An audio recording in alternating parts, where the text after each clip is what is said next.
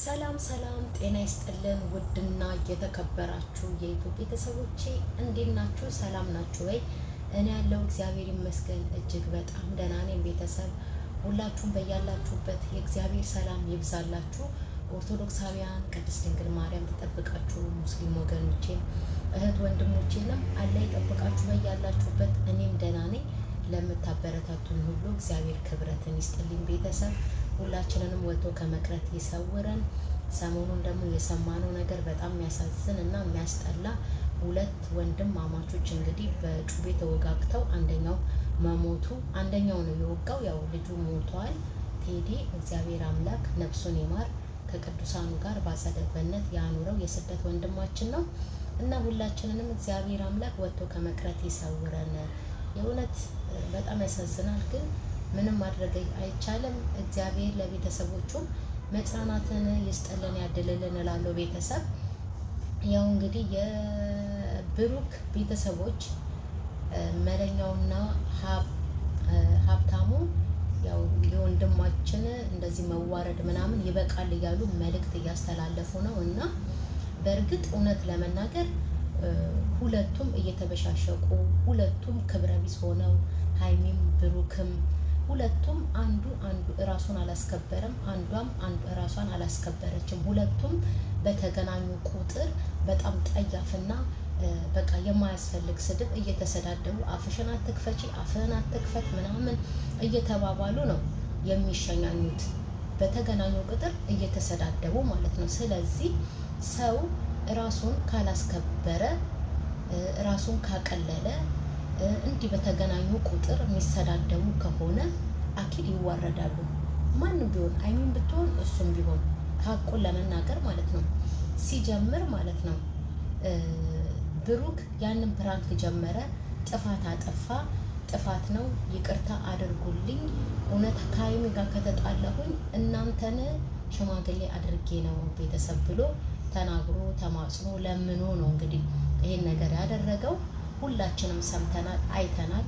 ያው እንትን ብለን ዋሽተን ወይ ደግሞ ሰድበን ከማስታረቅ ይልቅ ሁላችንም የያዝ ነው ማለት ነው። ቤተሰብ አንዱን ወግኖ እየሰደበ እያባባስን ነገር ሁለቱ ልጆች እዚህ እንዲደርሱ አድርገናል። እኔ ወጥቼ ብናገርም እውነቱን ለመናገር ሀይሚን በሰድባትም ከስህተቷ እንድትመለስ ነው። ብሩክንም ብቆጣው በሰድበውም ከስህተቱ ተመልሰው ሁለቱም አብረው ሆነው እንዲመጡልን በመፈለግ ነው እንጂ ሁለቱም በመለያየት አይደለም። አንደኛ ነገር ሲቀጥል ደግሞ ማለት ነው ልደቷን በተመለከተ አሁን አይተናል። እንግዲህ እነ ሙቢ ናቸው እነ ሚፍታ ሁሉም ተሰብስበው ልደቷን ያደረጉላት። ከዛን ቀደም ግን ቤተሰብ ሁላችሁም አሁን ብሩክን በጣም እየተናገራችሁት ነው። እሱ ጥፋት ያጠፋው አንደኛ ነገር ከሶስና ጋራ ያን ፕራንክ ማድረጉ፣ እሱንም ደግሞ ይቅርታ ብሎ ጠይቋል። መጀመሪያውኑ ሽማግሌም አድርጎናል እኛን እንድናስታርቀው አንድ። ከዛም በኋላ ደግሞ ይቅርታ ብሎ በጣም እየለመናት ነበረ።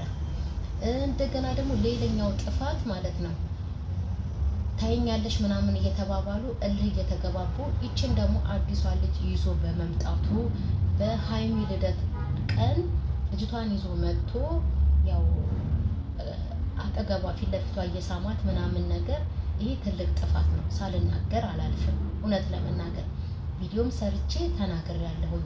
ይሄ ትልቅ ጥፋት ነው። የባሰ ያንተንና የሀይሚን መለያየት ክፍተት በጣም እየፈጠርክ ነው። እንደዚህ አይነት ነገር አታደርግ ብዬ ተናግሬያለሁ። ቤተሰብ ሲቀጥል ደግሞ ማለት ነው ልደቷን በተመለከተ ልደቱ ከመድረሱ ከሳምንት ከ15 ቀን በፊት ለምኗታል። እውነቱን ተናገሩ። ለምን ልደቷን አላከበርክላትም? ለምን እንደዚህ ለምኗታል እኮ ቤተሰብ። የእውነት ሀቅ መናገር ለራስ ነው። እውነት ለምኗታል። ልደትሽ እየደረሰ ነው፣ 200 ኬም ገብተሻል፣ እሱንም እናክብር እንታረቅና ብሎ በእኛ ፊት አይደል የለመናት ቤተሰብ። እና ምን ያደርግ እሷ እምቢ ካለችው ማለት ነው ምን ያደርግ?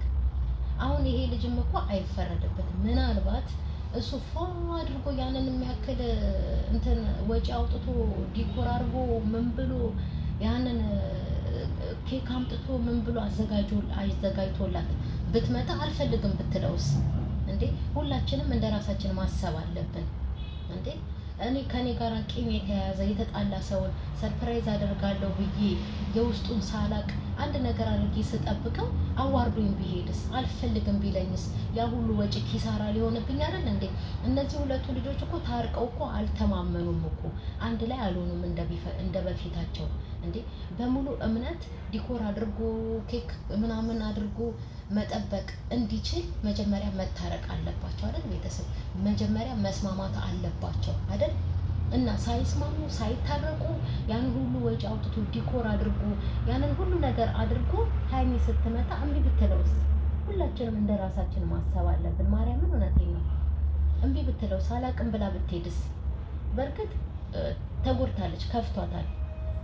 የከፋት ነገር ደግሞ ከትናንት ወዲያ የበለጠ ያችን ልጅ ይዞ መጥቶ አጠገቧ በመሳሙ አጉላ በሽቃለሁ ብሎ ምናምን ነገር ራሱ እየበሸቀ መጣ አሁን ማለት ነው። እና ስለዚህ ማለት ነው ቤተሰብ ለምን ልደቷን አላደረክላትም ምናምን ነገር ማለት አይቻልም ብለንም መናገር የለብንም።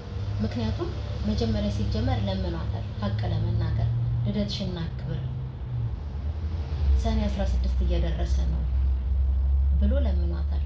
200 ሺህ አብረን እናክብር ብሎ ለምኗታል።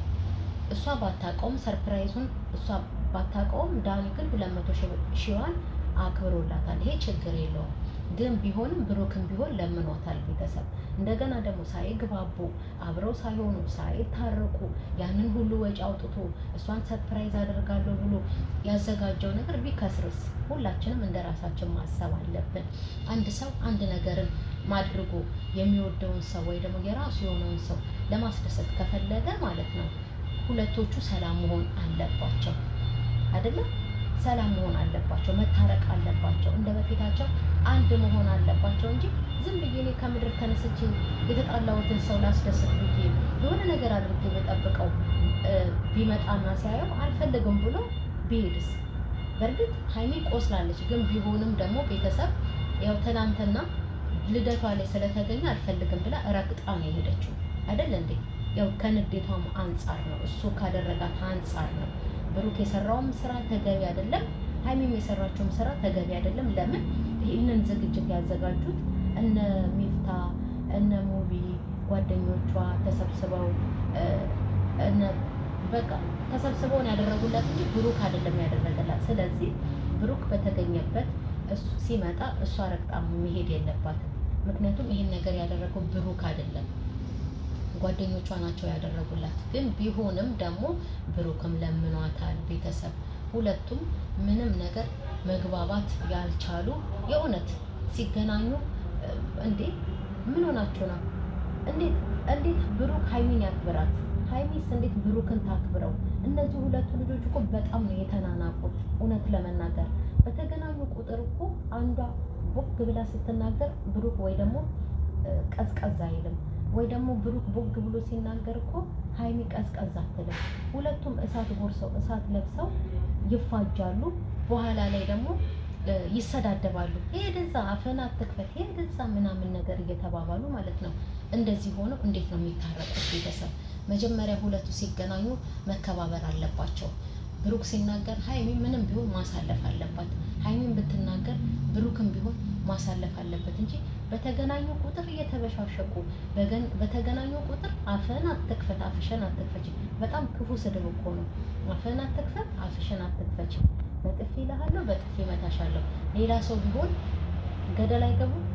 ከሌላ ሰው ጋር ቢሆን እስቲ ናይ ንኪኝ፣ እስቲ ና ንካኝ በመባባል ማለት ነው ትልቅ ጸብና ድብድብ ውስጥ ይገባሉ። ከሌላ ሰው ጋር እንደዚህ አፍህን አትክፈት፣ አፍሽን አትክፈች በጣም ትልቅ ስድብ እኮ ነው ቤተሰብ። እንደዚህ የሆኑ እነዚህ ልጆች እንዴት ነው የሚከባበሩት? እንዴትስ ነው የሚታረቁት? እንዴ ሰው እንኳን ኑ ላስታርቃችሁ ብሎ እኮ ይዟቸው ሲመጣ እኮ ሁለቱ ቶሎ ስድብ ነው የሚጀምሩት። ስለዚህ እንዴት ነው የሚከባበሩት? እንደዚህ የተሰዳደቡ መከባበር የለም በመካከላቸው ማለት ነው። እና ያው ሁለቶቹ አንድ ላይ ሲሆኑ ነው እሷም ከብሩክ ጋር ስትስማማ ነው ብሩክ ልደቷን ማክበር የሚችለው እንጂ ለምኗታል። የማክበርም ግዴታ የለበትም። ለምን መሰላችሁ ግዴታ የሌለበት? ምናልባት አድርጎላት ላስደስታት ብሎ ቢጠራት ርቅጣው ብትወጣስ ምን ትላላችሁ እናንተ ብትሆኑ ይህን ታደርጓላችሁ ወይ? ከተጣላችሁት የተጣላችሁትን ሰው ለማስደሰት የሆነ ነገር አድርጋችሁለት ብትጠብቁትና አልፈልግም ብሎ ቢሄድ አይከፋችሁም? እናንተ ብትሆኑ ታደርጉታላችሁ?